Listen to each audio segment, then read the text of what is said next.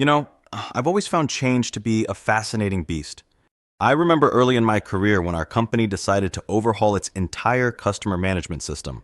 I was part of the team leading the charge, and I was excited about the possibilities. But not everyone shared my enthusiasm. In fact, some of my colleagues were downright resistant. At first, I couldn't understand why they were so opposed to something that seemed obviously beneficial. It wasn't until I took a step back and started listening that I began to understand the roots of their resistance. Change, as it turns out, isn't just about new processes or systems, it's deeply personal. People have habits, routines, and comfort zones, and disrupting those can be unsettling. I realized that my colleagues weren't resisting the change itself. They were resisting the uncertainty that came with it. This was a pivotal moment for me as a leader, understanding that effective change management starts with empathy and active listening. I began having one-on-one conversations with team members, not to convince them, but to genuinely hear their concerns. Some were worried about their ability to learn the new system quickly enough. Others feared it might make their jobs obsolete. By opening up these lines of communication, I could address specific fears. We arranged comprehensive training sessions and set up support teams to help ease the transition. Slowly but surely, the resistance began to wane.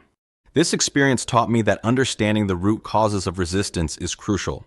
People resist change for a myriad of reasons: fear of the unknown, past negative experiences, or a lack of trust in leadership.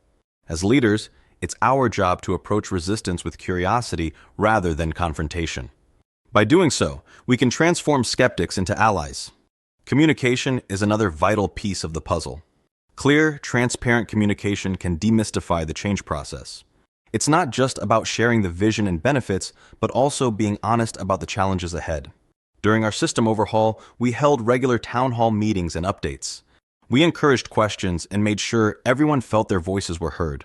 This two-way dialogue built trust and made the team feel valued and involved. Demonstrating quick wins was also incredibly effective. We identified small, achievable goals that could showcase the benefits of the new system early on.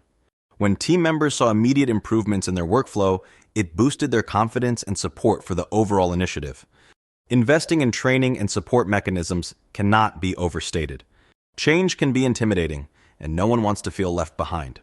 By providing the necessary tools and resources, we empower our teams to navigate new terrains confidently. In our case, the training sessions were not just about learning a new system, but also about building a supportive community within the organization. Implementing change smoothly is as much about strategy as it is about empathy. We opted for a phased rollout rather than flipping the switch all at once. This allowed us to make adjustments based on real-time feedback and helped people acclimate at a manageable pace.